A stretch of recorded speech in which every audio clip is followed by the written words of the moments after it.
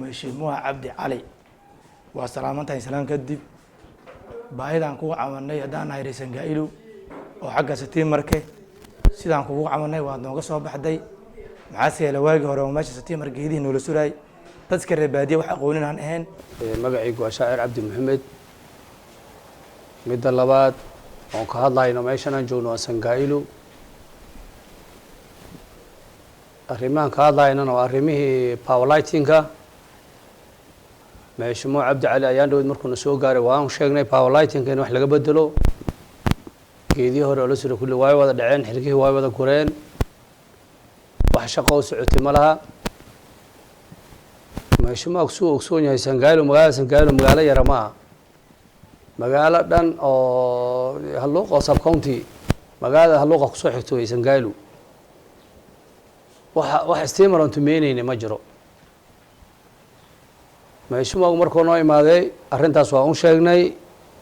arrinta ayadeeda dhaqaaq buu sameeyay dhaqaaqa asaga uu sameeyay oo ku mahadsan yahay waxyaalihii baahii Reesan Gaailu ka jiraana waa sheegnay oo ka codsanay uu ogsoon yahay haddana waxaan leenahay sidii steamerka uu soo dadaashay insha Allah ta'ala kuwa qalena uu soo dadaashay aad u jecelnahay Mheshimiwa Cabdi Cali waa salaamantahay salaan kadib baahidan kugu cawanay hadaan nahay Reesan Gaailu oo xagga Setiimarke sidaan kugu cawanay waa nooga soo baxday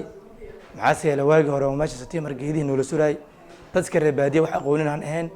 geedii heer maxaan gaarnay dadka aabay umada laayaanba marka hadaa iga soo gashan kugu cawanana geedii waa naga bedeshay geeda dhagax Reesan Gaailu muxuu ahay sidii Halluuqo iyo ijaaran naga dhigaa maalinta hore ku dhaanay waa naga dhigtay waana ku mahadsan tahay haddana waxaan ku leenahay inaad dadaal kor u sii muujisaan rabnaa waana sidaan ku dooranay saasay ahayd waxaad qabato wax ka dheer inaad qabatana waan jecelnahay bismillaah marka koowaad ilaahay subxaanahu wa tacaala ayaa mahad iska leh nimcooyinka aan la koobi karin nagu nimceeye tan labaad waxaan mahad bilaaran u diraynaa embigeena Cabdi Cali Cabdi Xaashiiqow waayo dabkan Kenya Baba muddo dheer ayaan waxaan ahayn dab la'aan aad baan ugu dhib qabnay waxaa jireen geeda oo macna aan lahayn oo hore noola suray kudii abaar bad salka cune way naga dumeen